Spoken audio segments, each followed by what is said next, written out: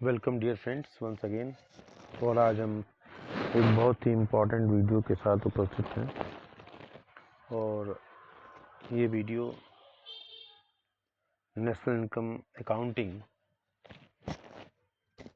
पर आधारित है।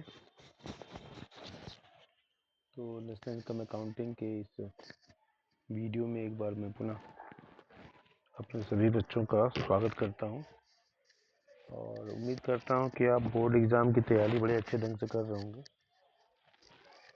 जो थोड़ी बहुत कमी होगी, ये जो मिनिमम लर्निंग का जो ये वीडियो है मेरा, उससे आपको बहुत सहायता मिलेगी।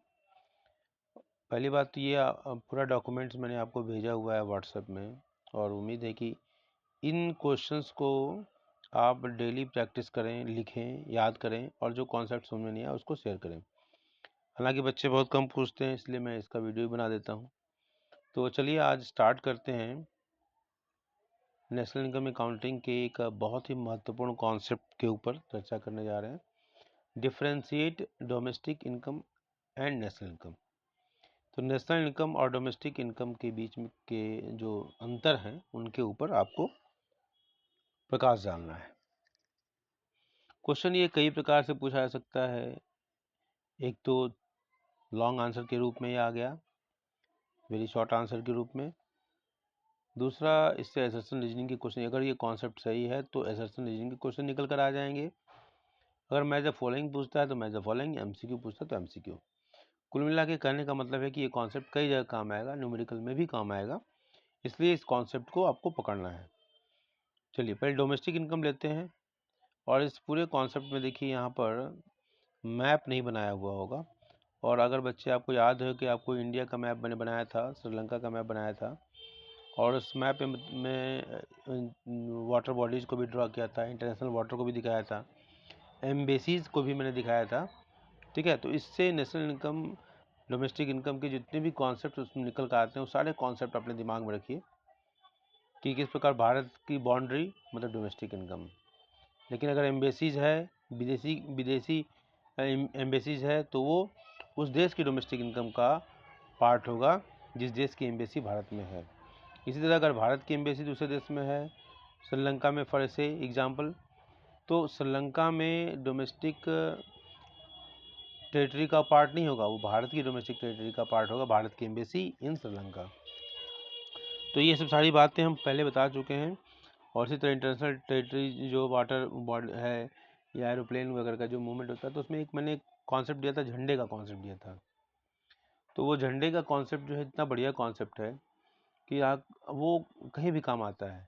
कि अगर मान लो भारत का एरोप्लेन है, भारत और जापान और रसिया के बीच में जा रहा है, तो वो भारत की डोमेस्टिक टेरिटरी का पार्ट होगा, ध्यान रखेंगे, क्योंकि एरोप्लेन जो है भारत का है तो इसलिए भारत का झंडा होगा, तो वो इंडिया की टेरिटरी में का पार्ट होगा। इसी तरह इंटरनेशनल वाटर में जो तेल वगैरह, ऑयल रिग्स वगैरह होता है, तो वो कहीं भी होगा इंटरनेशनल वाटर में, कहीं जिस देश का ऑयल रिग्स होगा उस देश के डोमेस्टिक टेरिटरी का पार्ट होगा। तो इस तरीके से झंडे वाला कॉन्सेप्ट दिमाग में रखिए, तो वो डोमेस्टिक टेरिटरी को आप ज़्यादा अच्छे तरीके से डिफाइन कर सकते हैं, जो कि न्यूट्रल प्लेसेस पे हो, जैसे इंटरनेशनल वाटर है। ये डोमेस्टिक टेरिटरी एम्बेसी, जो एम्बेसी पे भी हमेशा जिस देश की एम्बेसी होगी उसी देश का झंडा होगा। भारत की एम्बेसी इन अमेरिका, भारत का झंडा रहेगा एम्बेसी में। भारत की एम्बेसी रसिया, भारत का झंडा होगा। भारत की एम्बेसी पाकिस्तान, भारत का झंडा होगा। पाकिस्तान की एम्बेसी इन इंडिया, पाकिस्तान का झंडा होगा। पाकिस्तान की एम्बेसी इन चाइना, पाकिस्तान का झंडा होगा। तो इस तरीके से इसको समझना है। चलिए तो हम स्टार्ट करते हैं। Domestic income, it is net money value of goods and services produced in domestic territory after depreciation। तो depreciation को माइनस कर देंगे, ठीक है। It is a net money value of goods and services produced in domestic territory. तो GDP आपने निकाला और जीडीपी में से डेप्रिसिएशन माइनस कर दिया, तो क्या आ गया हमारा एनडीपी आ गया। अगर फैक्टर कॉस्ट पर निकाल रहे हैं तो फैक्टर कॉस्ट निकाल लेंगे, जैसे NDP FC is equal to GDP FC minus depreciation. तो ये बिल्कुल हमको लगता है समझ में आ गया होगा। और जैसे ही नेट ग्रॉस से हमको नेट जाना हो तो डिप्रिसिएशन माइनस करते हैं, पहले बता चुका हूँ। और यहाँ पर प्राइस यहाँ भी है, प्राइस इधर भी है, मतलब जीडीपी और एनडीपी दोनों में प्राइस है। एनडीपी और जीडीपी में दोनों जगह डी है, केवल एक ही अंतर है, जी है एक जगह एन है। तो ये हमेशा ध्यान रखिए, ग्रॉस से अगर नेट की तरफ जाना है तो डिप्रिसिएशन माइनस होगा। दूसरा पॉइंट, इट इंक्लूड्स, मतलब डोमेस्टिक इनकम में एनडीपीएफसी में क्या इंक्लूड होता है?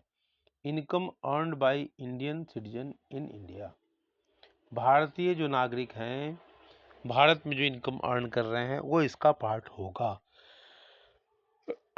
दूसरा point, income earn by foreign nationals in India, अगर कोई पाकिस्तानी, कोई चाइनीज, कोई रशियन, कोई अमेरिकन, कोई हंगेरियन भारत में काम करता है, वो है भारत का नहीं, लेकिन चूंकि भारत की धरती पर काम करता है, भारत की डोमेस्टिक टेरिटरी में काम करता है, तो उसके द्वारा जो अर्न किया गया वो भारत का डोमेस्टिक इनकम का पार्ट होगा।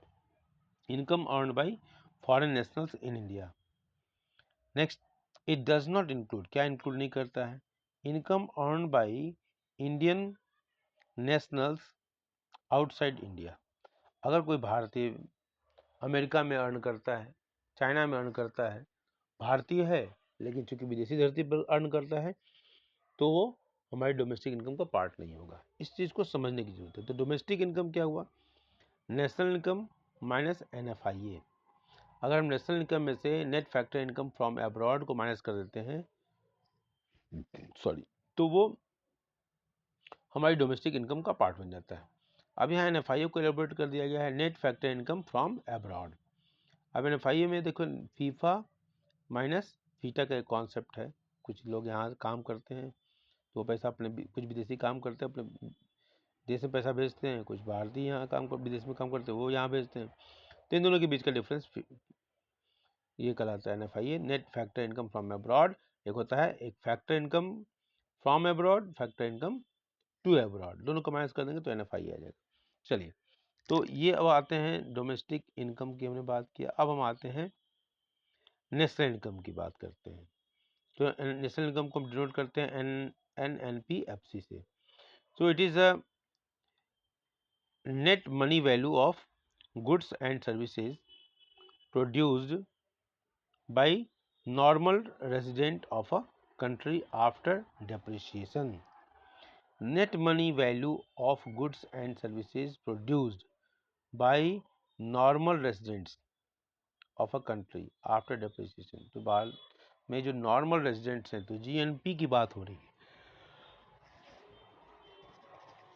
ठीक है। नॉर्मल रेजिडेंट जो भी इस देश में रह रहा है, 1 साल तक जो निवास करता है, वो उस देश का नॉर्मल रेजिडेंट माना जाएगा। अगर भारतीय अमेरिका में 1 साल से रह रहे हैं तो वहाँ के नॉर्मल रेजिडेंट हुए। अमेरिकन भारत में रह रहे हैं 1 साल से तो वो नॉर्मल रेजिडेंट हो जाएंगे, ठीक है। तो उनके द्वारा भी जो अर्न किया जाएगा, तो नॉर्मल रेजिडेंट उसमें हमारे जो परमानेंट रेजिडेंट हैं वो सब उसका पार्ट बन जाते हैं। So it is net money value of goods and services produced by normal resident of a country after depreciation, depreciation को माइनस करने के बाद। तो GNPFC है ना, माइनस डिप्रिसिएशन, तो क्या बन गया NNPFC। तो ये फॉर्मूला भी क्लियर हो गया आपका। और जो एक्सप्लेनेशन वहाँ दिया कि ग्रॉस से डिप्रिसिएशन माइनस करेंगे नेट हो जाएंगे, तो वो कॉन्सेप्ट हमें काम करेगा। इट इंक्लूड्स, पहला पॉइंट क्या है? Income earn by Indian citizen in India, income earn by Indian citizen in India. दूसरा point, income earn by Indian nationals outside India, income earn by Indian nationals outside India, ठीक है। भारतीय जो national हैं और विदेश में अर्न करते हैं तो उनको जोड़ा जाएगा, उनकी इनकम को जोड़ा जाएगा। जैसे अमेरिका का कोई व्यक्ति भारत में काम करता है, तो चूंकि अमेरिका का सिटीजन है, तो वो अमेरिका के नेशनल इनकम में उसका कंट्रीब्यूशन भारत में भले ही हुआ, लेकिन वो चूंकि अमेरिका का नेशनल है, इसलिए अमेरिका के नेशनल इनकम का पार्ट होगा। इसी तरह भारत का व्यक्ति अगर अमेरिका में है, तो अमेरिका में जो अर्न कर रहा है, तो वो भारत के नेशनल इनकम का पार्ट होगा। इसी बात को यहाँ लिखा गया है। Income earn by Indian nationals outside India, it does not include, क्या इंक्लूड नहीं करता? Income earn by foreign nationals in India, ठीक है। ठीक है। तो अगर विदेशी, जैसे मैंने एग्जांपल लिया कि अमेरिकन भारत में अर्न कर रहा है, तो अमेरिका के नेशनल इनकम का पार्ट होगा ना। उसी बात को आ गया कि अमेरिकन अगर भारत में अर्न कर रहा है, फॉरेन नेशनल है वो, तो भारत की नेशनल इनकम का पार्ट नहीं होगा, वो अमेरिका के नेशनल इनकम का पार्ट होगा। तो income earn by foreign nationals in India. ठीक है। तो income, national income is equal to domestic income plus NFI. अगर डोमेस्टिक इनकम में एनएफआई को जोड़ देंगे तो वो नेशनल इनकम बन जाएगा। ठीक है। तो आते हैं अगले क्वेश्चन की तरफ। क्वेश्चन देख लीजिए आप, और एक्सप्लेनेशन पहले ही बहुत लंबा हो गया था, इसलिए हम इसको, इस वीडियो को यहीं पर स्टॉप करते हैं। इस क्वेश्चन को तब तक आप देख लें, और फिर इसको आप तब तक सॉल्व करते रहें जब तक कि हम दूसरे वीडियो पर आएंगे। तो ये न्यूमेरिकल क्वेश्चन 6 मार्क्स का न्यूमेरिकल क्वेश्चन श्योर है, आपने न्यूमेरिकल वैल्यू नोट कर लिया होगा। हम इसको अगले वीडियो में दिखाएंगे। Thank you.